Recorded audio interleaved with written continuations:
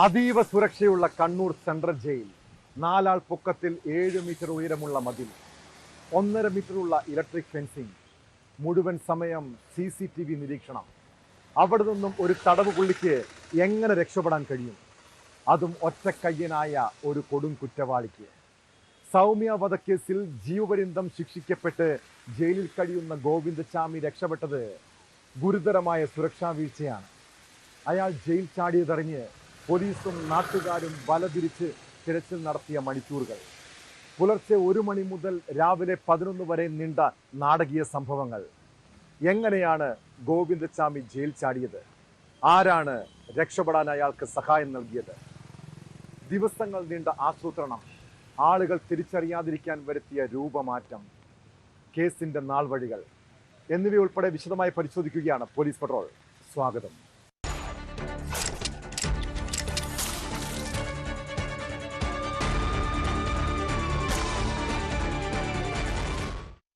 മലയാളികളെ ഭീതിയുടെ മുൾമുനയിൽ നിർത്തിയ ഒരു പകൽ. ഗോവിന്ദചാമി ജയിൽ ചാടി എന്ന് കേട്ടത് മുതൽ പെൺമക്കളുള്ള അമ്മമാരുടെ ഉള്ളിൽ തീയായിരുന്നു. കണ്ണൂർ സെൻട്രൽ ജയിലിൽ നിന്ന് പുലർച്ചെ 1 മണിയോടെ രക്ഷപ്പെട്ട ആ കൊടും കുറ്റവാളി ട്രെയിനിൽ നാട് വിട്ടിരിക്കാമെന്ന അഭ്യൂഹങ്ങൾ. എന്നാൽ പോലീസും നാട്ടുകാരും ചേർന്ന് തിരച്ചിൽ നടത്തുമ്പോൾ രാവിലെ 10 മണിയോടെ ആശ്വാസ വാർത്ത. ജയിലിൽ നിന്ന് 4 കിലോമീറ്റർ മാത്രം അകലെയുള്ള തളാപ്പിലെ ആളൊഴിഞ്ഞ വീട്ടിലെ കിണറ്റിൽ നിന്ന് ഗോവിന്ദചാമിയെ പിടികൂടുന്നു.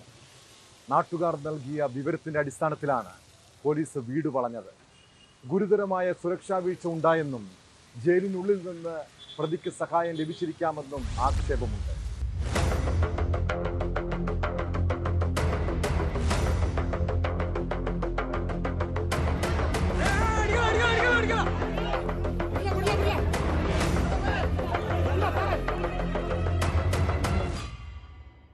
അതീവ സുരക്ഷയുള്ള കണ്ണൂർ സെൻട്രൽ ജയിലിലെ 10ാം ബ്ലോക്കിൽ 4ാം നമ്പർ സെല്ലിലായിരുന്നു കൊടും ക്രിമിനൽ ഗോവിന്ദചാമി.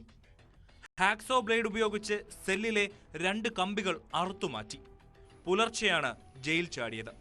ഇക്കാര്യം ജയിൽ ഉദ്യോഗസ്ഥർ അറിഞ്ഞത് മണിക്കൂറുകൾ വൈകി.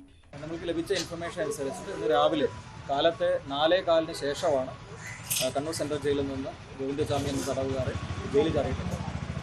സംഭവം പുറത്തറിഞ്ഞതോടെ മുക്കിലും മൂലയിലും പരിശോധന. ജയിൽ ചാടുമ്പോൾ ഗോവിന്ദചാമി ഉപയോഗിച്ച തലയിണ ലഭിച്ചു. അതിന്റെ മണം പിടിച്ച പോലീസ് നായ നീങ്ങിയത് തളാപ്പ് ഭാഗത്തേക്ക്.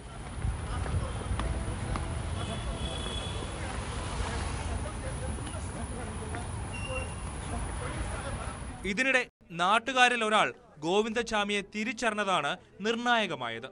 ഗോവിന്ദചാമി എന്ന് ദൃക്സാക്ഷി വിളിച്ചപ്പോൾ തിരിഞ്ഞു നോക്കിയ ശേഷം ഇടവഴിയിലേക്ക് ഓടിമറിഞ്ഞു. ഗോവിന്ദചാമിയെ തിരിച്ചറിഞ്ഞ VM വിനോജ് എന്നയാൾ ടൗൺ പോലീസിനെ വിവരമറിയിച്ചു. അപ്പം ഞാൻ നോർമലി വണ്ടി ഓടിക്കുന്ന ആ ഇടത് സൈഡ് തന്നെയാണ് അയാൾ വന്നിട്ടുണ്ടായിരുന്നത്. അപ്പം ഞാൻ അയാളുടെ അടുത്തെത്തി ഇപ്പം ജസ്റ്റ് ഒന്ന് കണ്ടു. അപ്പോൾ അയാൾ ജസ്റ്റ് ഒന്ന് നോക്കി നോർമലി അങ്ങ് നടന്നുപോയി. അപ്പോൾ ഞാൻ ജസ്റ്റ് തൊട്ടടുത്ത ഒരു ചായക്കടയിലുള്ള ഒരാളോട് ചോദിച്ചു, ഇത് ഇന്ന ആളാണോ, സംശയം ഉണ്ടെന്ന് പറഞ്ഞു. അപ്പോൾ എന്നാൽ നമുക്ക് നോക്കാമെന്ന് കരുതി ഞങ്ങൾ ജസ്റ്റ് തിരിയുമ്പോഴേക്കും ആളെ വിളിച്ചപ്പോഴേക്കും ആൾ തൊട്ടെന്ന് തന്നെ പേര് വിളിച്ചു, ഇതാ ഗോവിന്ദചാമി എന്ന് വിളിക്കുമ്പോഴേക്കും തന്നെ ആൾ ഉടനെ തന്നെ മതിൽ, ഈ പണി നടക്കുന്ന വീടിൻ്റെ ഉള്ളിലെ മതിലേക്ക് വന്ന് ആ മതിലെടുത്ത് ചാടി കാട്ടിലേക്ക് പോകണം ചെയ്തിട്ടുണ്ടായിരുന്നു. പിന്നീട് ഇല്ല ഉടനെ തന്നെ ഞങ്ങൾ ഈ എൻ്റെ കൂടെയുള്ള ആൾ അവിടെ വരെ ചെന്ന് നോക്കും. അവനെ മതിലിനുള്ളിൽ കാട്ടിലൂടെ അങ്ങോട്ടേക്ക് ഓടി. ഉടനെ ഞങ്ങൾ പോലീസ് സ്റ്റേഷനിൽ വിവരം അറിയിക്കുക ചെയ്തിട്ടുണ്ടായിരുന്നത്. DCC ഓഫീസിന് മുൻവശത്തു കൂടി ഗോവിന്ദചാമി പോകുന്ന CCTV ദൃശ്യം പുറത്തു വന്നതോടെ ഇയാൾ സമീപത്തെ വീട്ടിൽ തന്നെ ഉണ്ടെന്ന് ഉറപ്പിച്ചു. DCC ഓഫീസിന് സമീപത്തുള്ള പൊളിഞ്ഞു വീഴാറായ കെട്ടിടത്തിന്റെ പിറകുവശത്തെ കിണറിൽ ഒളിച്ചിരിക്കുകയായിരുന്നു ഗോവിന്ദചാമി. പിന്നെ സാഹസികമായ പിടികൂടൽ.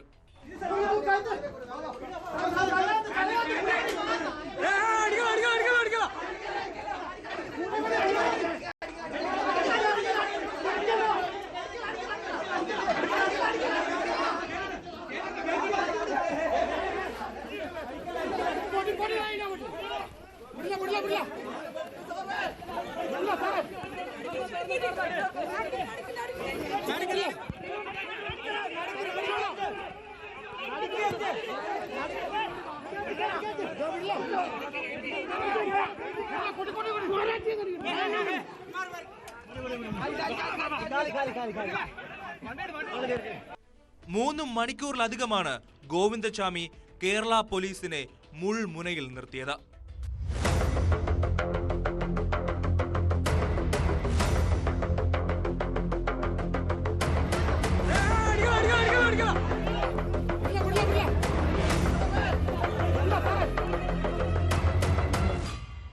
ന്യൂസ് 18 കണ്ണൂർ. ഹൈടെക് സംവിധാനമടക്കമുള്ള കണ്ണൂർ സെൻട്രൽ ജയിലിൽ നിന്ന് ഗോവിന്ദചാമി പുറത്തു കടന്നത് ദിവസങ്ങൾ നീണ്ട ആസൂത്രണത്തോടെയാണ്. പുറത്തിറങ്ങിയാൽ തിരിച്ചറിയാതിരിക്കാൻ ഷേവിംഗ് അലർജിയാണെന്ന് പറഞ്ഞ് താടി നീട്ടി വളർത്തി. ചപ്പാത്തി മാത്രം കഴിച്ച് ശരീരഭാരം പകുതിയായി കുറച്ചു. ബ്ലേഡ് പോലുള്ള ആയുധം സംഘടിപ്പിച്ച് ദിവസങ്ങളോളം എടുത്ത് സെല്ലിൻ്റെ കമ്പി മുറിച്ചു മാറ്റി. 7 മീറ്റർ ഉയരമുള്ള ജയിൽ കോമ്പൗണ്ട് മതിലും ഇലക്ട്രിക് ഫെൻസിങ്ങും ഉണ്ടായിട്ടും ഇവയെല്ലാം മറികടന്ന് പുറത്തെത്തി. ജയിൽ ചാട്ടം അർദ്ധരാത്രി 1:15 ജയിൽ അധികൃതർ അറിയുന്നത് പുലർച്ചെ 5. രാവിലെ 7 പോലീസ് തിരച്ചിൽ ആരംഭിക്കുന്നു. 10 മണിയോടെ ജയിലിൽ നിന്ന് 4 കിലോമീറ്റർ മാത്രം ദൂരെയുള്ള കിണറ്റിൽ നിന്ന് പോലീസും നാട്ടുകാരും ചേർന്ന് പ്രതിയെ പൊക്കിയെടുക്കുന്നു.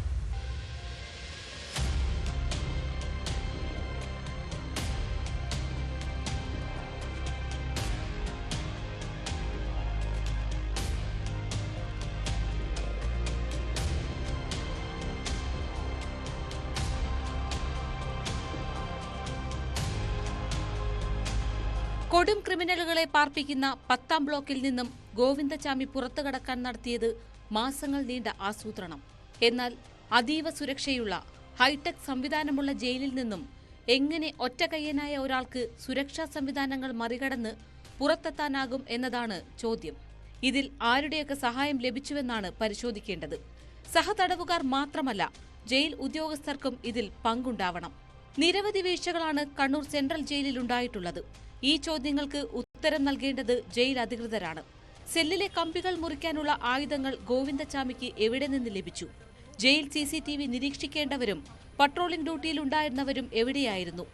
3 മതിലുകൾ ചാടിക്കടന്നു വേണം ഗോവിന്ദചാമിക്ക് പുറത്തെത്താൻ. ഈ സമയമൊക്കെ ജയിൽ ഉദ്യോഗസ്ഥരും ജീവനക്കാരും എന്ത് ചെയ്യുകയായിരുന്നു? 10ാം ബ്ലോക്കിലെ സെല്ലിൽ നിന്നും പുലർച്ചെ 1:15 ഗോവിന്ദചാമി പുറത്തിറങ്ങി. ഇവിടെ വെളിച്ചമില്ലായിരുന്നു. CCTV ഉള്ളത് വരാന്തയിൽ മാത്രം. 3 മതിലുകൾ ചാടിക്കടക്കാൻ എടുത്ത 4 മണിക്കൂർ ഉദ്യോഗസ്ഥർ എന്തു ചെയ്യുകയായിരുന്നു? ജയിലിൽ വെള്ള വസ്ത്രങ്ങളാണ് തടവു പുള്ളികൾക്ക് നൽകുക. എന്നാൽ ജയിൽ ചാടിയ ഗോവിന്ദചാമി കറുത്ത ഷർട്ടും പിന്നീട് വെള്ള വസ്ത്രവും മാറിയതെങ്ങനെ? ഇയാൾക്ക് വസ്ത്രം എവിടെ നിന്ന് കിട്ടി?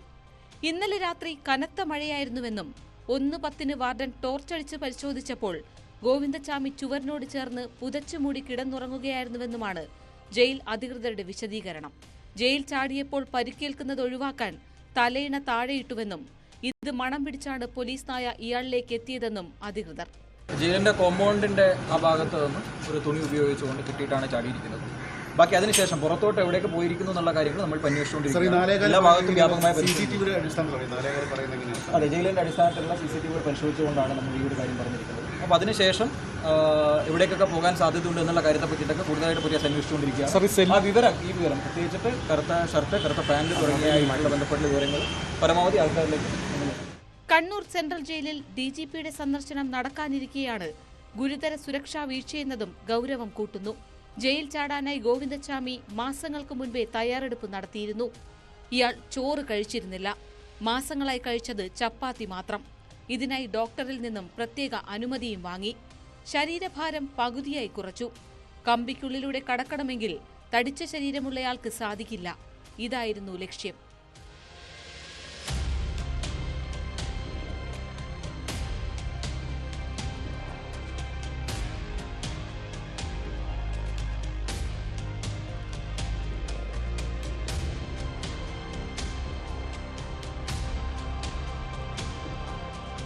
ന്യൂസ് 18 കണ്ണൂർ.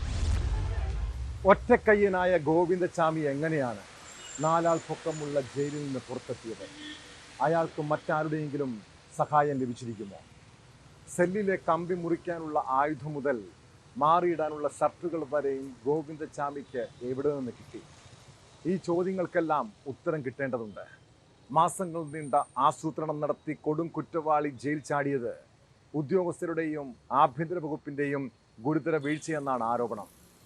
ജയിൽ ഉദ്യോഗസ്ഥർക്കെതിരെ നടപടിയെടുത്തതുകൊണ്ട് മാത്രം സർക്കാരിന് ഒഴിഞ്ഞുമാറാനാകില്ലെന്നും കണ്ണൂർ സെൻട്രൽ ജയിൽ ഭരിക്കുന്നത് പ്രതികളാണെന്നും പ്രതിപക്ഷം വിമർശിക്കുന്നു.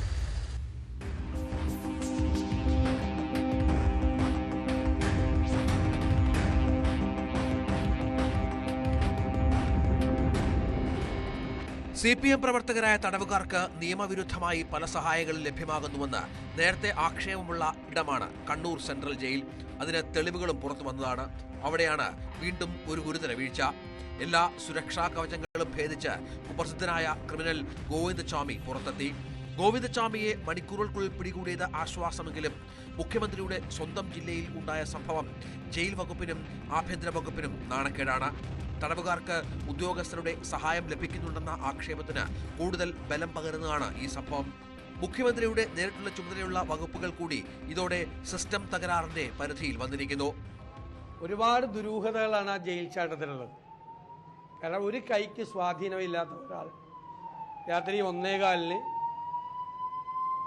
കമ്പി കൊണ്ട് ജയിലിൻ്റെ മുറിയുടെ ഇതെല്ലാം സോളിറ്ററി കൺഫൈൻമെൻ്റ് ആയിരുന്നു, ഏകാന്ത തടവായിരുന്നു.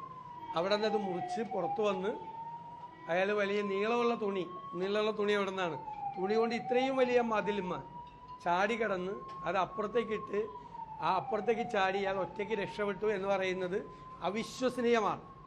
ജയിലിൻ്റെ അകത്ത് നിന്നും ജയിലിൻ്റെ പുറത്തു നിന്നും തീർച്ചയായിട്ടും ഇയാൾക്ക് എല്ലാ പിന്തുണയും കിട്ടിയിട്ടുണ്ട്, ഒരു സംശയമില്ല. കണ്ണൂർ സെൻട്രൽ ജയിലിൽ നടക്കുന്നത് ഇതാണ് എന്ന് ഞങ്ങൾ പല പ്രാവശ്യം നിയമസഭയ്ക്കകത്തും പുറത്തു നടന്നിട്ടുണ്ട്. അവിടെ മുഴുവൻ ക്രിമിനലുകളുടെ കേന്ദ്രമാണ്. ആ ക്രിമിനലുകൾക്ക് കൊട പിടിച്ചു കൊടുക്കുകയാണ്. ആ ജയിൽ എന്ന് പറയുന്നത് ഈ തടവുകാരായ ക്രിമിനലുകൾക്ക് വേണ്ടിയിട്ട് തീരെഴുതി കൊടുത്തിരിക്കുന്ന ഒരു ജയിലാണ്. ഞങ്ങളിത് ഗോവിന്ദചാമി ചാടിയപ്പോൾ ആദ്യം പറയുന്നതല്ല, ഞങ്ങൾ ഇതിനു മുമ്പ് പറഞ്ഞിട്ടുണ്ട്. കണ്ണൂർ സെൻട്രൽ ജയിൽ ഉൾപ്പെടെ പലപ്പോഴും ജയിൽ ഇന്ന് ഭരണകക്ഷിയുടെ CPMൻ്റെ താവളങ്ങളായിട്ട് മാറുന്നു. ക്രിമിനൽ കേസുകളിൽ ശിക്ഷിക്കപ്പെട്ടവരെയും തടവ് ശിക്ഷ കഴിയുന്നവർക്കും ആവശ്യമായ നിയന്ത്രണങ്ങൾക്ക് പകരം അനാവശ്യമായ സ്വാതന്ത്ര്യമാണ് ലഭിച്ചുകൊണ്ടിരിക്കുന്നത്, സൗകര്യങ്ങളാണ് ലഭിച്ചുകൊണ്ടിരിക്കുന്നത്. ജയിലിലെ ഉദ്യോഗസ്ഥന്മാർ പലരും പ്രതികളുടെ തടവറയിലാണ്, ഭീഷണിയിലാണ്. അക്രമങ്ങൾ പലപ്പോഴും പ്രതികളുടെ ഭാഗത്തുനിന്ന് ജയിൽ ഉദ്യോഗസ്ഥന്മാർക്കെതിരെ, വാർഡന്മാർക്കെതിരെ ഉണ്ടാകുന്നു. യാതൊരു അച്ചടക്കവും കണ്ണൂർ സെൻട്രൽ ജയിലിൽ പാലിക്കപ്പെടുന്നില്ല എന്നതിൻ്റെ പ്രകടമായിട്ടുള്ള തെളിവാണ് ഇത്രയേറെ കുപ്രസിദ്ധമായ ഒരു കേസിൽ ശിക്ഷിക്കപ്പെട്ട പ്രതിക്ക് പോലും ജയിൽ ചാടാൻ അവസരമൊരുങ്ങിയത്. നാട്ടുകാരുടെ സമയോചിതമായ ഇടപെടൽ കൊണ്ടാണ് അദ്ദേഹത്തെ തിരിച്ചറിഞ്ഞ് പോലീസിൽ വിവരം അറിയിച്ചപ്പോൾ കണ്ണൂരിൽ നിന്ന് പിടികൂടാൻ സാധിച്ചിട്ടുള്ളത്. ഏതായാലും ഈ കാര്യത്തിൽ ജയിൽ വകുപ്പിനുള്ള ഗുരുതരമായ വീഴ്ചകൾ, അതിന് ഉത്തരം പറയണം, അതിലെ ഉത്തരവാദികൾക്കെതിരെ നടപടികൾ സ്വീകരിക്കണമെന്ന് ആവശ്യപ്പെടുകയാണ്. പ്രതിപക്ഷം വളരെ ശക്തമായിട്ട് ജയിലിൽ നടക്കുന്ന അനീതിയും പ്രതികൾക്ക് ലഭിക്കുന്ന സംരക്ഷണവും പലപ്പോഴും നിയമസഭയ്ക്കകത്തും പുറത്തും ചൂണ്ടിക്കാട്ടിയെങ്കിലും ജയിൽ വകുപ്പിൻ്റെ ചുമതലയുള്ള മുഖ്യമന്ത്രി ഇതിനെല്ലാം ഒത്താശ ചെയ്യുകയും മൗനം പാലിക്കുകയും ചെയ്യുകയാണ്. ഇത് ജയിലധികാരികളുടെ, വകുപ്പ് മേധാവികളുടെ കണ്ണു തുറപ്പിക്കാൻ ഗോവിന്ദചാമിയുടെ ഈ ജയിൽ ചാട്ടം ഉപകരിക്കുമെന്ന് കരുതുന്നു. ഇത്തരം സംഭവങ്ങൾ ആവർത്തിക്കാതിരിക്കാനുള്ള നടപടിയാണ് ഏറ്റവും അത്യാവശ്യം. കേരളത്തിലെ ജനങ്ങൾ ഈ കാര്യത്തിൽ ഉത്കണ്ഠയിലാണ്. ജയിലിലേക്ക് കോൺഗ്രസ് പ്രതിഷേധ പ്രകടനം നടത്തി.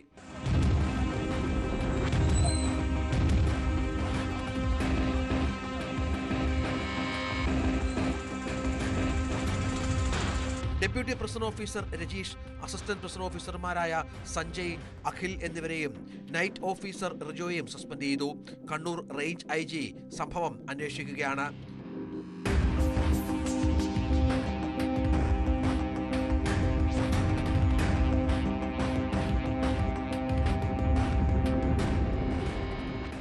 News desk, News 18. കേരളം ഏറ്റവും വെറുക്കപ്പെട്ടവനായി കാണുന്ന കൊടും കുറ്റവാളി, ട്രെയിനിൽ ഭിക്ഷാടനവും പിടിച്ചുപറിയുമായി നടന്നിരുന്ന ഈ ഒറ്റക്കയ്യൻ മലയാളിക്ക് പേടി സ്വപ്നമാണ്. 2011 ഫെബ്രുവരി 1 ഗോവിന്ദചാമി എന്ന പേര് നമ്മൾ ആദ്യമായി കേട്ടത്. കുത്തഴിഞ്ഞ ജീവിതം നയിച്ചിരുന്ന ഗോവിന്ദചാമി അമിത ലൈംഗികാസക്തിയുള്ള ക്രിമിനലാണ്. റെയിൽവേ സ്റ്റേഷനുകളിലും ചേരികളിലും സ്ഥിരമായി സ്ത്രീകളെ തേടി അലയാറുണ്ടെന്ന് അയാൾ തന്നെയാണ് വെളിപ്പെടുത്തിയത്. ഷൊർണൂർ സ്വദേശിനിയായ സൗമ്യയെ ട്രെയിനിൽ വെച്ച് ബലാത്സംഗം ചെയ്ത് കൊലപ്പെടുത്തിയ കേസിൽ പ്രതിക്ക് തൃശൂർ അതിവേഗ കോടതി തൂക്കുകയർ വിധിച്ചതാണ്. പിന്നീട് ഹൈക്കോടതി ആ വിധി ശരിവെച്ചെങ്കിലും കേസ് സുപ്രീം കോടതിയിലെത്തിയപ്പോൾ പ്രോസിക്യൂഷന് പിഴച്ചു.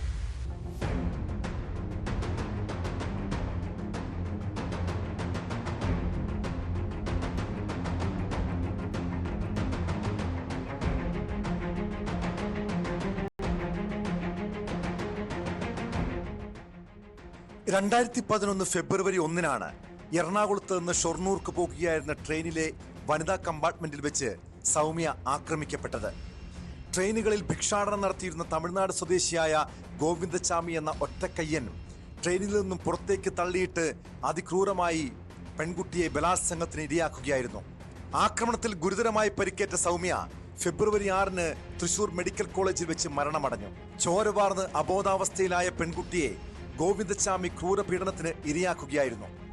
ആക്രമണത്തിൽ സൗമ്യയുടെ താടിയെല്ല് തകരുകയും പല്ലുകൾ അടർന്നു പോവുകയും ശരീരത്തിൽ ആഴത്തിൽ മുറിവേൽക്കുകയും ചെയ്തു. ശരീരത്തിലെ മിക്ക അവയവങ്ങൾക്കും ക്ഷതമേറ്റിരുന്നു. പോലീസ് ഗോവിന്ദചാമിയെ പിടികൂടുമ്പോൾ ചെറുത്തുനിൽപ്പിനായി സൗമ്യ മാന്തി മുറിച്ചതിന്റെ 27 പോറലുകൾ അയാളുടെ ശരീരത്തിലുണ്ടായിരുന്നു.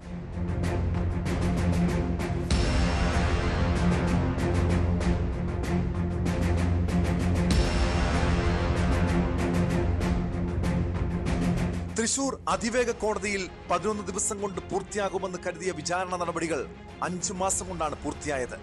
ദൃക്സാക്ഷികൾ ഇല്ലാതിരുന്ന കേസിൽ സാക്ഷിമൊഴികളുടെയും സാഹചര്യ തെളിവുകളുടെയും അടിസ്ഥാനത്തിലാണ് വിചാരണ പൂർത്തിയാക്കിയത്. ആകെ 82 സാക്ഷികളെയാണ് പ്രതിഭാഗം വിസ്തരിച്ചത്. 43 തൊണ്ടിയും 101 രേഖകളും കേസിലേക്കായി കോടതിയിൽ സമർപ്പിച്ചു. 1000 പേജുള്ള കുറ്റപത്രമാണ് പോലീസ് കോടതിയിൽ സമർപ്പിച്ചത്. തൃശൂർ അതിവേഗ കോടതിയിൽ നടന്ന ഈ കേസിന്റെ വിചാരണയിൽ പ്രതിക്കെതിരെ ആരോപിക്കപ്പെട്ടിരുന്ന 15 കുറ്റങ്ങളിൽ കൊലപാതകം, ബലാത്സംഗം, മോഷണം തുടങ്ങിയവ സംശയാതീതമായി തെളിഞ്ഞിരിക്കുന്നതായി ജഡ്ജി പ്രസ്താവിച്ചു. പ്രതി ജീവിച്ചിരിക്കുന്നത് സമൂഹത്തിലെ സ്ത്രീകൾക്ക് ഭീഷണിയാണെന്നായിരുന്നു കോടതിയുടെ നിരീക്ഷണം. അപൂർവങ്ങളിൽ അപൂർവമായ സംഭവമാണിതെന്ന് കോടതി കണ്ടെത്തി. കേരള സമൂഹത്തെ തന്നെ ഞെട്ടിച്ച ഇത്രത്തോളം ക്രൂരമായ കുറ്റകൃത്യത്തിൽ പ്രതിയായ ഗോവിന്ദചാമിക്ക് 2011 നവംബർ 11 വധശിക്ഷയ്ക്ക് പുറമെ ജീവപര്യന്തം തടവും 1 ലക്ഷം രൂപ പിഴയും തൃശൂർ അതിവേഗ കോടതി വിധിച്ചു.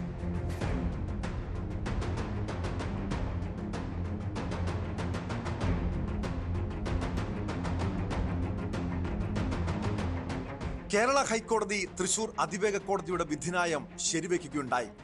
കേസ് അന്വേഷിച്ച പോലീസുകാരും ഇവിടെ കീഴ്ക്കോടതിയിലും ഹൈക്കോടതിയിലും വാദിച്ച അഭിഭാഷകരുമൊക്കെ സൗമ്യയുടെ ആത്മാവിനോട് പൂർണ്ണമായും ആത്മാർത്ഥത കാട്ടാൻ ശ്രമിച്ചു. എന്നാൽ കേസ് സുപ്രീം കോടതിയിലെത്തിയപ്പോൾ ആകെ മാറിമറിഞ്ഞു. 2016 സെപ്റ്റംബറിൽ സുപ്രീം കോടതി വധശിക്ഷ റദ്ദാക്കുകയും പീഡനത്തിന് നൽകിയ ജീവപര്യന്തം തടവ് നിലനിർത്തുകയും ചെയ്തു. വധശിക്ഷ ലഭിക്കാനുള്ള കുറ്റം സംശയാതീതമായി തെളിയിക്കാൻ പ്രോസിക്യൂഷന് സാധിച്ചില്ലെന്നായിരുന്നു സുപ്രീം കോടതിയുടെ വിലയിരുത്തൽ. യുവതി സ്വയം ചാടിയതോ തള്ളിയിട്ടതോ എന്ന കാര്യം വ്യക്തമല്ലെന്ന് കോടതി ചൂണ്ടിക്കാട്ടി.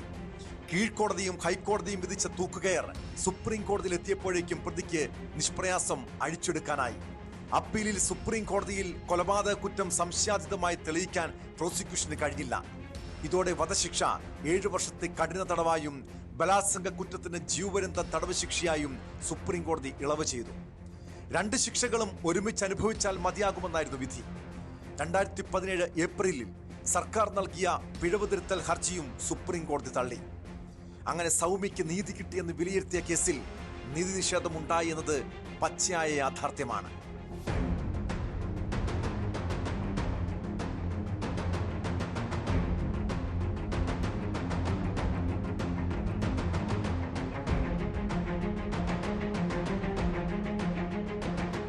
News desk news 18. 2011 ഫെബ്രുവരി 1 പെൺമക്കളുള്ള അമ്മമാരുടെ ഉള്ളു പിടഞ്ഞ ദിവസമാണ്. ഗോവിന്ദചാമിയെക്കുറിച്ച് കേൾക്കുമ്പോൾ ആദ്യം ഓർമ്മ വരുന്നത് സൗമ്യയുടെ അമ്മ സുമതിയുടെ മുഖമാണ്. മകൾക്ക് നീതി കിട്ടാൻ വേണ്ടി വർഷങ്ങളോളം നിയമ പോരാട്ടം നടത്തിയ സാധുവായ സ്ത്രീ. ഗോവിന്ദചാമി ജയിൽ ചാടിയ വാർത്ത അറിഞ്ഞത് മുതൽ ആ അമ്മയുടെ ഉള്ളിൽ ഭയമായിരുന്നു. ഇനി ഒരു മകൾക്കും സൗമ്യയുടെ ഗതി ഉണ്ടാകരുതെന്നായിരുന്നു പ്രാർത്ഥന. ഒരാളുടെ സഹായമില്ലാതെ ജയിൽ ചാടാൻ ഗോവിന്ദചാമിക്ക് കഴിയില്ലെന്നും പ്രതിക്ക് നൽകേണ്ടത് വധശിക്ഷയാണെന്നും സൗമ്യയുടെ അമ്മ പ്രതികരിച്ചു.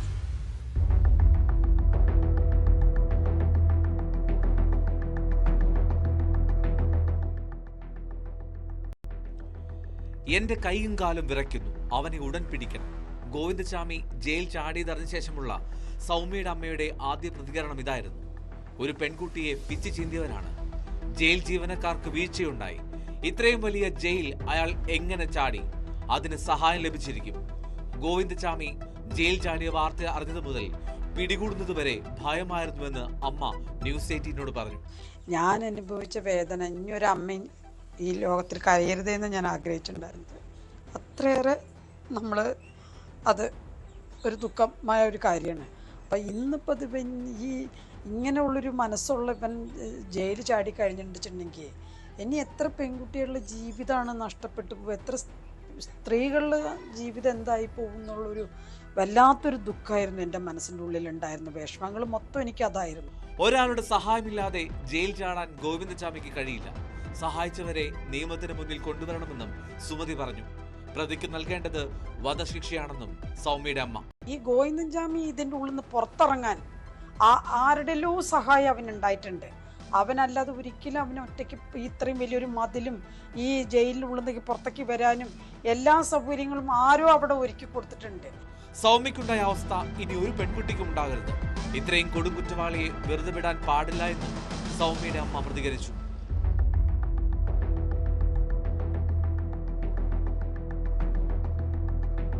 News desk, news 18. പല കുടുംബങ്ങളിലും സഹോദരങ്ങൾ തമ്മിലുള്ള പ്രശ്നങ്ങൾക്ക് പലപ്പോഴും കാരണമാകുന്നത് സ്വത്ത് തർക്കമാണ്. പാരമ്പര്യമായി ഏക്കർ കണക്കിന് ഭൂമിയുള്ളവർ തമ്മിലാകും ഒരു തുണ്ട് സ്വത്തിന് വേണ്ടി തമ്മിലടിക്കുന്നത്. ഇടുക്കി ചെമ്മണ്ണാറിൽ അനുജൻ ജ്യേഷ്ഠനെയും ഭാര്യയെയും വീട്ടിൽ കയറി വെട്ടിപ്പരിക്കേൽപ്പിച്ചതും സ്വത്ത് തർക്കത്തെ തുടർന്നാണ്. ചെമ്മണ്ണാർ സ്വദേശികളായ സണ്ണിക്കും ഭാര്യ സിനിക്കുമാണ് വെട്ടേറ്റത്. മുൻ വൈരാഗ്യത്തെ തുടർന്ന് സണ്ണിയുടെ സഹോദരൻ ബിനോയ് ഇരുവരെയും വീട്ടിൽ കയറി വെട്ടിക്കൊലപ്പെടുത്താൻ ശ്രമിക്കുകയായിരുന്നു. സംഭവത്തിന് ശേഷം രക്ഷപ്പെട്ട പ്രതിയെ പോലീസ് അറസ്റ്റ് ചെയ്തു.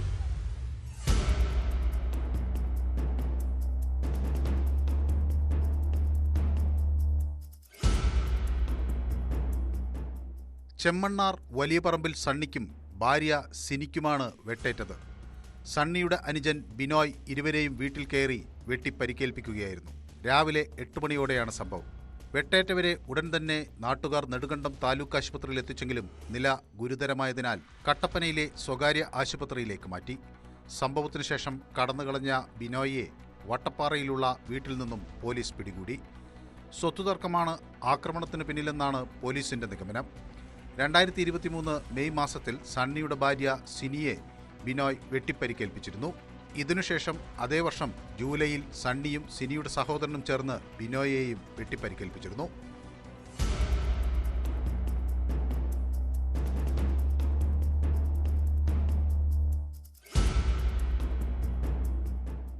ന്യൂസ് 18 ഇടുക്കി.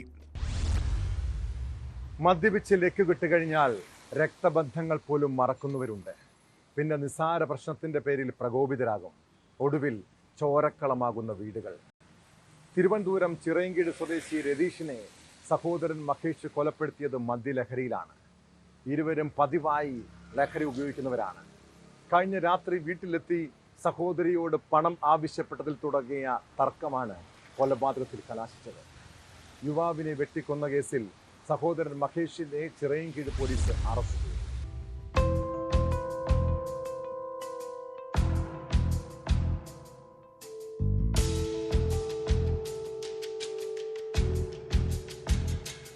മദ്യലഹരിയിൽ ഇരുവരുടെയും സഹോദരിയുടെ വീട്ടിന് മുൻപിലായിരുന്നു കൊലപാതകം. കൊല്ലപ്പെട്ട രതീഷിന്റെ ജ്യേഷ്ഠനാണ് മഹേഷ്. ചെറിയ രീതിയിൽ തുടങ്ങിയ വാക്കുതർക്കം കൊലപാതകത്തിൽ അവസാനിക്കുകയായിരുന്നു. സഹോദരിയെ രതീഷ് അസഭ്യം പറഞ്ഞതിനെ തുടർന്നാണ് ഇവർ തമ്മിൽ വാക്കേറ്റമുണ്ടായത്. കുടുംബ വീടിന് സമീപത്തായാണ് സഹോദരങ്ങൾ താമസിക്കുന്നത്. ഇരുവരും ലഹരി ഉപയോഗിച്ച് പതിവായി ബഹളമുണ്ടാക്കാറുണ്ടെന്ന് നാട്ടുകാർ പറയുന്നു. സഹോദരിയോട് പണം ആവശ്യപ്പെട്ടു തുടങ്ങിയ സംസാരം തർക്കത്തിൽ കലാശിക്കുകയായിരുന്നു. മഹേഷ് രതീഷിനെ വെട്ടുകത്തിക്കൊണ്ട് വെട്ടുകയായിരുന്നു. നാട്ടുകാർ വിവരമറിയിച്ചതിനെ തുടർന്ന് പോലീസ് സ്ഥലത്തെത്തി രതീഷിനെ ആശുപത്രിയിലേക്ക് കൊണ്ടുപോയെങ്കിലും മരണം സംഭവിച്ചു. സംഭവസ്ഥലത്തു നിന്ന് തന്നെ പോലീസ് മഹേഷിനെ പിടികൂടുകയും ചെയ്തു. കൊല്ലപ്പെട്ട രതീഷിന് വിവിധ സ്റ്റേഷനുകളിലായി നിരവധി ക്രിമിനൽ കേസുകളുണ്ട്.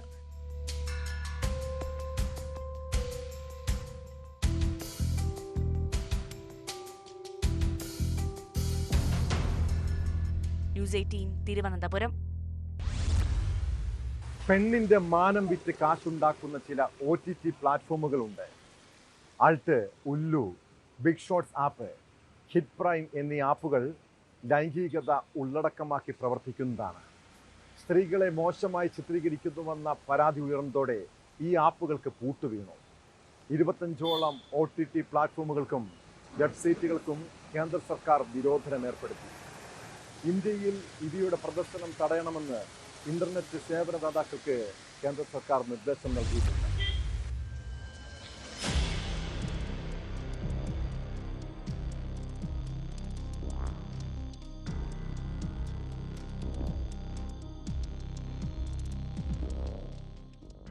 ഇരുന്നൂറിലെ IT ആക്ട് പ്രകാരം കേന്ദ്ര വാർത്താവിനിമയ മന്ത്രാലയമാണ് അശ്ലീല ഉള്ളടക്കം നിറഞ്ഞ 25ഓളം ആപ്പുകൾക്കും സൈറ്റുകൾക്കും വിലക്കേർപ്പെടുത്തിയത്. ഉല്ലു ബിഗ് ഷോട്ട് ആപ്പ്, ദേശി ഫ്ലിക്സ്, ബൂമെക്സ്, നവരസ ലൈവ് ഉൾപ്പെടെയുള്ള പ്ലാറ്റ്ഫോമുകൾക്കാണ് നിരോധനം. സ്ത്രീകളെ അപമാനിക്കുന്ന രീതിയിൽ ചിത്രീകരിച്ചതിനെ തുടർന്ന് യെസ്മ ഉൾപ്പെടെ 18ഓളം OTT പ്ലാറ്റ്ഫോമുകൾക്ക് കേന്ദ്രം നേരത്തെ നിരോധനം ഏർപ്പെടുത്തിയിരുന്നു. ഇതിനു പുറമെ 19 വെബ്സൈറ്റുകളും 57 സോഷ്യൽ മീഡിയ അക്കൗണ്ടുകളും അന്ന് നടപടി നേരിട്ടിരുന്നു. അശ്ലീല ഉള്ളടക്കം നിറഞ്ഞ OTT പ്ലാറ്റ്ഫോമുകളെക്കുറിച്ച് നിരവധി പരാതികൾ നേരത്തെ തന്നെ ഉയർന്നിരുന്നു. പാർലമെന്റ് അംഗങ്ങളടക്കം കേന്ദ്ര സർക്കാരിന്റെ ശ്രദ്ധയിൽപ്പെടുത്തുകയും ചെയ്തു. പരാതികൾ വ്യാപകമായതോടെ കേന്ദ്ര വാർത്താവിതരണ മന്ത്രാലയം ശക്തമായ മുന്നറിയിപ്പാണ് നൽകിയിരുന്നത്. എന്നാൽ നടപടികൾ ഉണ്ടായില്ലെന്ന് മാത്രമല്ല, അശ്ലീല ഉള്ളടക്കം നിറഞ്ഞ പ്ലാറ്റ്ഫോമുകൾ പെരുകുകയും ചെയ്തു. ഈ പ്ലാറ്റ്ഫോമുകൾ അവരുടെ വെബ്സൈറ്റിലേക്കും ആപ്പുകളിലേക്കും ആളുകളെ ആകർഷിക്കാൻ സോഷ്യൽ മീഡിയയും വ്യാപകമായി ഉപയോഗിച്ചിരുന്നു.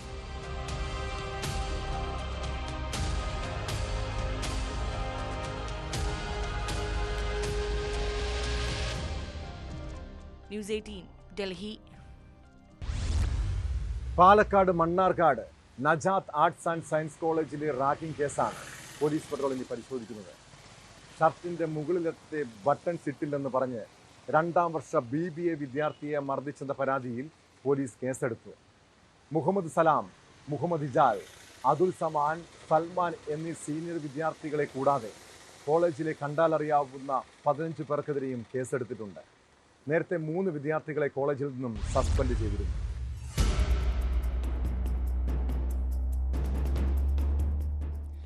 ഷർട്ടിലെ ബട്ടൺ ഇടാത്തതിന് കോളേജിലെ 2ാം വർഷ BBA വിദ്യാർത്ഥി മിൻഹാജിനെ 3ാം വർഷ വിദ്യാർത്ഥികളായ 4 പേർ ചേർന്ന് മർദ്ദിച്ചെന്നാണ് പരാതി. ഷർട്ടിന്റെ ബട്ടൺ ഇടാതെ പോകില്ലെന്ന് പറഞ്ഞായിരുന്നു ആക്രമണം. ആയുധം ഉപയോഗിച്ച് ആക്രമിക്കുകയും തല ഗേറ്റിൽ പിടിച്ചിടിക്കുകയും ചെയ്തതായി മിൻഹാജ് പറയുന്നു. വിദ്യാർത്ഥിയുടെ തലയ്ക്കും കൈകൾക്കും സാരമായി പരിക്കേറ്റിട്ടുണ്ട്. സംഭവത്തിൽ മുഹമ്മദ് സലാം, മുഹമ്മദ് ഇജ്ലാൽ, അതുൽ സമാൻ, സൽമാൻ എന്നിവർക്കെതിരെയാണ് കേസ്. കോളേജിലെ കണ്ടാലറിയാവുന്ന 15 പേർക്കെതിരെയും കേസെടുത്തിട്ടുണ്ട്.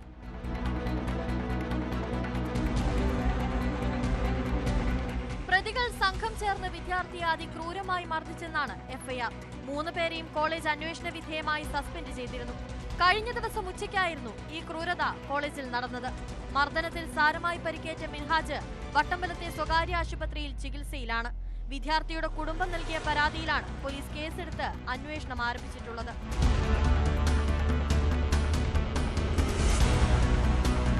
ന്യൂസ് 18 പാലക്കാട്. കൊല്ലം പുനലൂരിൽ മോഷണം തുടർക്കഥയാണ്. വീടുകൾ കേന്ദ്രീകരിച്ച് മാത്രമല്ല, ആരാധനാലയങ്ങളിലും കവർച്ച പതിവാകുന്നു. പുനലൂർ അടിവയലിൽ മുഹൂർത്തിക്കാവ് ക്ഷേത്രത്തിലാണ് ഏറ്റവും ഒടുവിൽ മോഷണം നടന്നത്. ക്ഷേത്രത്തിൽ വഞ്ചികൾ കുത്തിത്തുറന്ന് പണം അപഹരിക്കുകയും ഭക്തർ നേർച്ചയായി സമർപ്പിച്ച വിളക്കുകൾ ഉൾപ്പെടെ മോഷ്ടിക്കുകയും ചെയ്തു. ക്ഷേത്രത്തിലെ CCTVയിൽ പതിഞ്ഞ മോഷ്ടാവിന്റെ ദൃശ്യങ്ങൾ കേന്ദ്രീകരിച്ചാണ് പോലീസിന്റെ അന്വേഷണം.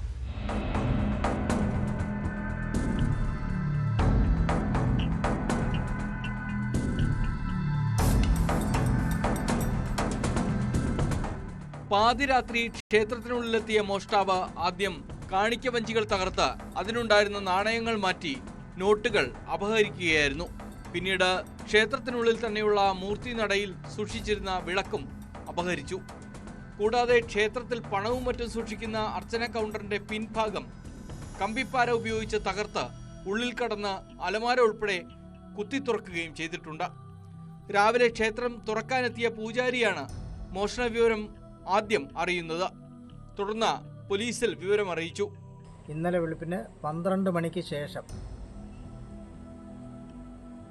കണ്ടാൽ പരിചയമില്ലാത്ത രീതിയിലുള്ള ഒരു വ്യക്തി ക്ഷേത്രത്തിൻ്റെ മുൻവശം വഴി പ്രവേശിക്കുകയും ബാക്ക് വശത്തുകൂടി ക്ഷേത്രത്തിലെത്തി വഞ്ചിപ്പെട്ടികളും അതുപോലെ തന്നെ പുറത്ത് മൂർത്തിനടയിലുള്ള വിളക്കും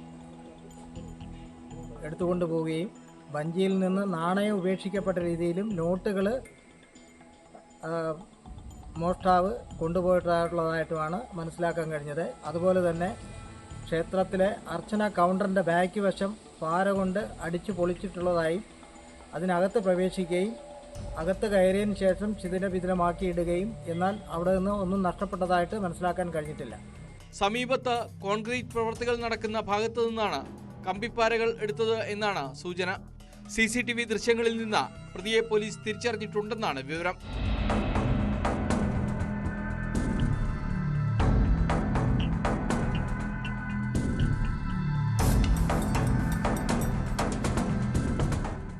ന്യൂസ് 18 പുനലൂർ. വളർത്തു മൃഗങ്ങളെ വേട്ടയാടുന്ന സംഘം കൊല്ലം പുനലൂർ മേഖലയിൽ സജീവമാണ്. രാത്രിയായാൽ മൃഗവേട്ടക്കാർ ബൈക്കിൽ സ്ഥലത്തെത്തും. പിന്നീട് ചക്കമടൽ കൊടുത്ത് അടുത്തു വരുത്തി വാഹനമിടിപ്പിച്ച് മൃഗങ്ങളെയും കൊണ്ട് സ്ഥലം വിടും. ഇതാണ് മൃഗവേട്ട സംഘത്തിന്റെ രീതി. പിറവന്തൂർ വാഴത്തോപ്പ് തടി ഡിപ്പോയ്ക്ക് സമീപമാണ് പുതിയ തരത്തിലുള്ള മൃഗവേട്ട സജീവമായിരിക്കുന്നത്.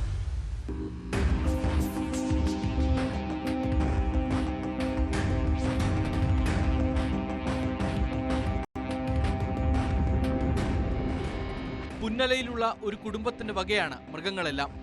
കാളയും പശുവും ഉൾപ്പെടെ 15 എണ്ണം വനം കയറിയതാണ്. ഇവ വനത്തിൽ പെറ്റുപെരുകി പിന്നീട് 50-ന് പുറത്തായി. നിലവിൽ ഈ മൃഗങ്ങളെല്ലാം ഇപ്പോൾ വനംവകുപ്പിന്റെ സ്വത്താണ്. ഇവ കൂട്ടത്തോടെ കൃഷി നശിപ്പിക്കാൻ എത്തുന്നതിനാൽ പ്രദേശവാസികൾ പരാതിയുമായി എത്തി. അതോടെ വനംവകുപ്പ് ഈ മൃഗങ്ങളെല്ലാം കൈയൊഴിഞ്ഞു. ഇതും മൃഗവേട്ട സംഘത്തിന് കൂടുതൽ സഹായകമായി. സന്ധ്യ കഴിഞ്ഞാൽ ബൈക്കിലെത്തുന്ന മൃഗവേട്ടക്കാർ ഡിപ്പോയോട് ചേർന്നുള്ള മതിലിന് സമീപം ചക്കമടൽ വിതറും.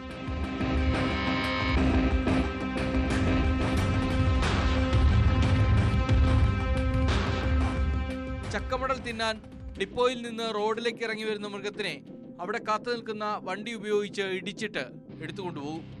ഇറച്ചിക്കച്ചവടക്കാരാണ് ഇതിനു പിന്നിലെന്നും ചോദ്യം ചെയ്തപ്പോൾ ഇവർ സംഘം ചേർന്ന് ആക്രമിക്കാൻ ശ്രമിച്ചെന്നും പ്രദേശവാസികൾ പറയുന്നു. നിരന്തരമായിട്ട് റോഡ് സൈഡിൽ ഇങ്ങനെ ചക്കമടലും ചക്കക്കുരുവും എല്ലാം അവിടെ വന്ന് കിടക്കുന്നത്. അത് ഞങ്ങൾ ഇങ്ങനെ അന്വേഷിച്ചപ്പം ഈ മലയിൽ ഇങ്ങനെ അനാഥമായിട്ട് കിടക്കുന്ന കന്നാലികളെ വഹിക്കാനുള്ള ഇതാണെന്നാണ് ഞങ്ങളുടെ സംശയം.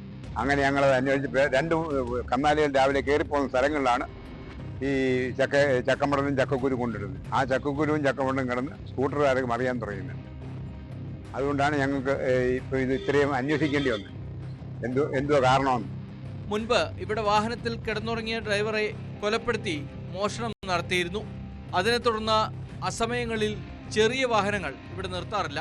ഈ സാഹചര്യം കൂടി കണക്കിലെടുത്താണ് മൃഗവേട്ടക്കാർ ഇവിടെ താമ്പടിച്ചിരിക്കുന്നത്.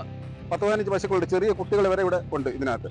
ഇത് പുന്നലുള്ള ഒരു സ്വകാര്യ വ്യക്തിയുടെ ആയിരുന്നു ഈ കന്നാലുകളെല്ലാം കൂടെ. അത് വനത്തിനുള്ളിൽ കിടന്ന് ഇത് പെറ്റുപെരുകി ഏതാണ്ട് 50-60ഓളം ആയി. ഇപ്പോൾ എണ്ണത്തിൽ കുറഞ്ഞെങ്കിലും. പിന്നെ ഇത് നാട്ടുകാരുടെ കൃഷി ഇറങ്ങി നശിപ്പിക്കാൻ തുടങ്ങിയപ്പോൾ പത്തനാപുരം പോലീസ് സ്റ്റേഷനിലും ഒക്കെ പരാതിയും കൊണ്ട് പോയതാണ്. പരാതിയും കൊണ്ടുപോയപ്പോൾ അവർ പറയും ഞങ്ങളുടെ അല്ലെന്നും പറയും, അവർ എഴുതി കൊടുത്തു.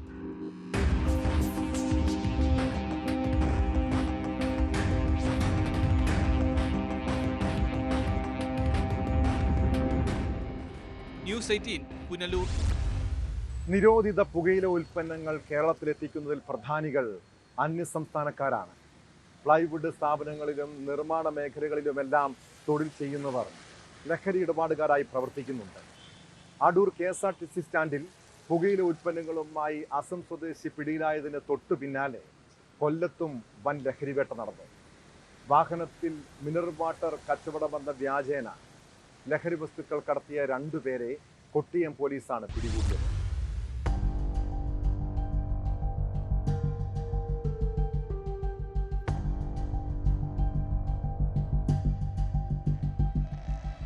പുലർച്ചെ കൊട്ടിയം മേഖലയിൽ നടത്തിയ പരിശോധനയിലാണ് പ്രതികൾ പിടിയിലായത്. മംഗലാപുരം സ്വദേശി സവാദ്, പൊന്നാനി സ്വദേശി അമീർ എന്നിവരെയാണ് അറസ്റ്റ് ചെയ്തത്. ആറ്റിങ്ങൽ രജിസ്ട്രേഷനുള്ള ലോറിയിൽ മംഗലാപുരത്തു നിന്ന് തിരുവനന്തപുരത്തേക്കാണ് പ്രതികൾ ഉൽപ്പന്നങ്ങൾ കൊണ്ടുവന്നത്.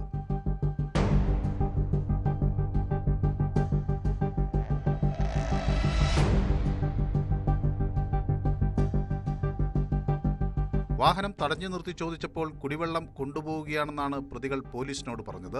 മിനറൽ വാട്ടർ നിറച്ച ബോട്ടിലുകൾ എടുത്തുമാറ്റി പരിശോധിച്ചപ്പോഴാണ് ചാക്കിൽ നിറച്ച് ഒളിപ്പിച്ച നിലയിൽ ലഹരി ഉൽപ്പന്നങ്ങൾ കണ്ടെത്തിയത്. 225 ചാക്ക് പുകയില ഉൽപ്പന്നങ്ങൾ പിടികൂടുകയായിരുന്നു. കൊല്ലം തിരുവനന്തപുരം ഏരിയയിലെ സ്കൂൾ കുട്ടികളെയും സ്കൂൾ പരിസരവും പിന്നെ അന്യസംസ്ഥാന തൊഴിലാളികൾ ഇവർക്ക് വേണ്ടി കൊണ്ടുവന്നതാണ്. ഇതിൽ 2 പ്രതികൾ അറസ്റ്റിലായിട്ടുണ്ട്. ഈ പ്രതികൾ ഈ വണ്ടി കൊണ്ടുവന്ന ഡെസ്റ്റിനേഷനിൽ വരുമ്പോൾ മാത്രമേ അവർക്ക് അടുത്ത ഡെസ്റ്റിനേഷൻ എവിടെയാണെന്നുള്ളത് വാട്സാപ്പിൽ ലൊക്കേഷൻ കിട്ടത്തുള്ളൂ. അപ്പോൾ ആ സ്ഥലത്തെത്തി കഴിയുമ്പോൾ ഇവർ വണ്ടി അവിടെ ഇട്ടിട്ട് പോകും. അതിൻ്റെ ഏത് ഗോഡൗണിലേക്കാണെന്ന് വെച്ചാൽ അവിടെ നിന്നുള്ള ആളുകൾ വന്ന് ഈ വണ്ടി കൊണ്ടുപോയി അൺലോഡ് ചെയ്തിട്ട് തിരിച്ചിവിടെ വണ്ടി കൊണ്ടിട്ട് കൊടുക്കും. സോ അതിന് ഇനി ബാക്കിയുള്ള കണ്ണികളെക്കുറിച്ച് അന്വേഷണം നടന്നുകൊണ്ടിരിക്കുകയാണ്. കൊല്ലം സിറ്റി പോലീസ് കമ്മീഷണർക്ക് ലഭിച്ച രഹസ്യ വിവരത്തിന്റെ അടിസ്ഥാനത്തിലായിരുന്നു പരിശോധന. ഡാൻസ് ഓഫ് സംഘം പതിയിരുന്ന് പ്രതികളെ പിടികൂടുകയായിരുന്നു.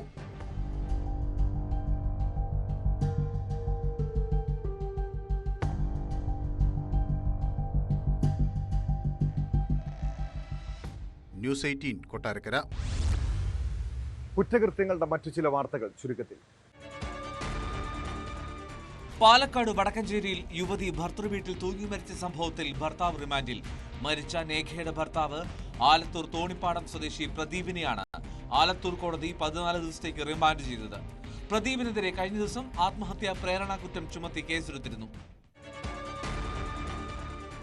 കൊല്ലം അഞ്ചൽ ഇടമുളയ്ക്കലിൽ ബൈക്കിലെത്തി വീട്ടമ്മയുടെ മാല പൊട്ടിച്ചു കടന്ന കേസിൽ ഒരാളെ അഞ്ചൽ പോലീസ് അറസ്റ്റ് ചെയ്തു.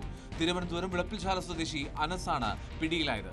ഇടമുളയ്ക്കൽ സ്വദേശിനി ഗിരിജയുടെ 2.5 പവൻ സ്വർണ്ണമാലയാണ് അനസും ഇയാളുടെ കൂട്ടാളിയായ മറ്റൊരു യുവാവും ചേർന്ന് ബൈക്കിലെത്തി പൊട്ടിച്ച് കടന്നു കളഞ്ഞത്. ഇടുക്കി പീരുമേട്ടിൽ വനത്തിനുള്ളിൽ വെച്ചുള്ള ആദിവാസി യുവതിയുടെ മരണം കാട്ടാൻ ആക്രമണത്തിൽ തന്നെയെന്ന് സ്ഥിരീകരണം. സീതയുടെ ശരീരത്തിലുണ്ടായിരുന്ന പരിക്കുകൾ ഇത്തരത്തിൽ സംഭവിച്ചതാണെന്ന് ജില്ലാ പോലീസ് മേധാവി ടി.കെ. വിഷ്ണുപ്രദീപ് IPS. പോസ്റ്റ്മോർട്ടം റിപ്പോർട്ടിലെ പ്രാഥമിക വിവരങ്ങളുടെ അടിസ്ഥാനത്തിൽ സീതയുടെ ഭർത്താവിനെയും കുട്ടികളെയും വിശദമായി ചോദ്യം ചെയ്തിരുന്നു. ഏതൊരു കുറ്റവാളിയുടെ ചരിത്രം പരിശോധിച്ചാലും അതിന് പിന്നിൽ മുറിവേറ്റൊരു ബാല്യമുണ്ടാകും. മാതാപിതാക്കളാൽ സ്നേഹം കിട്ടാത്ത കുട്ടിക്കാലം, അച്ഛൻ്റെ അമിത മദ്യപാനവും ക്രൂരപീഡനങ്ങളും, അമ്മയുടെ വഴിവിട്ട ജീവിതവും. ഇതൊക്കെ കണ്ടു വളർന്നവർ മനുഷ്യബന്ധത്തിന് യാതൊരു വിലയും കൽപ്പിക്കാറില്ല. നമ്മൾ മലയാളികൾ ഏറ്റവും വെറുക്കപ്പെട്ടവനായി കാണുന്ന സൗമ്യ വധക്കേസ് പ്രതി ഗോവിന്ദചാമിക്കും ഇതുപോലൊരു ദുരിത ബാല്യമുണ്ട്. തമിഴ്നാട് സേലത്തിന് സമീപം ഐവത്തുകുടി എന്ന ഗ്രാമത്തിൽ ഒരു സൈനികന്റെ മകനായി ജനിച്ചതാണ് ഗോവിന്ദചാമി. സൈന്യത്തിൽ നിന്ന് വിരമിച്ച ശേഷം അച്ഛൻ കടുത്ത മദ്യപാനിയായി. കുടുംബസ്വത്ത് മുഴുവൻ വിറ്റുതുലച്ചു. പിന്നെ ഗുണ്ടാപ്പണിയും മോഷണവും. മദ്യപിച്ച് ലക്കുകെട്ടെത്തുന്ന അച്ഛൻ അമ്മയെയും മക്കളെയും ക്രൂരമായി മർദ്ദിക്കും. ഭർത്താവിൻ്റെ പീഡനം സഹിക്കാനാവാതെ അമ്മ മാനസിക രോഗിയായി. ഇതെല്ലാം ഗോവിന്ദചാമിയെ കുട്ടിക്കാലത്ത് തന്നെ വൈകൃതമുള്ള മനസ്സിനുടമയാക്കി. പിന്നീടാണ് അയാൾ കേട്ടാൽ പോലും അറപ്പും ഭയവും ഉളവാക്കുന്ന കൊടും ക്രിമിനലായി മാറിയത്. ഇതൊരു പക്ഷേ ഗോവിന്ദചാമിയുടെ മാത്രം കഥയാകില്ല.